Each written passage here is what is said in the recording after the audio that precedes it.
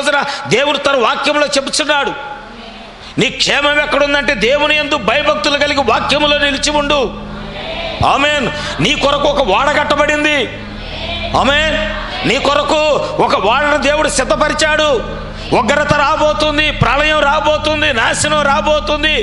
ప్రజలందరూ వాక్యం విన్నారు. వాక్యం చెప్పిన వాడు అక్కడే ఉన్నాడు, వాక్యం విన్నవారు కూడా అక్కడే ఉన్నారు. కానీ కట్టబడిన వాడలోకి చెప్పిన వాడు లోపలికి వెళ్ళాడు, వినిన వాడు లోపలికి రాలా.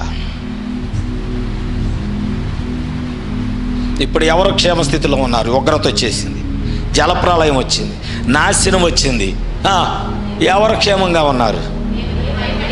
దేవుని యందు భయభక్తులు కలిగి ఆయన చెప్పినట్లుగా ఎవరైతే వాడగట్టుకున్నారో, ఎవరైతే వారి జీవితాలు కట్టుకున్నారో, ఎవరైతే వారి కుటుంబాన్ని వాక్యానుసారంగా నా ఇల్లు దేవుని గృహమని ఎవరైతే దేవుని వాక్య ప్రకారం యెహోషువ వలె ఎవరు ఎటు పోయినా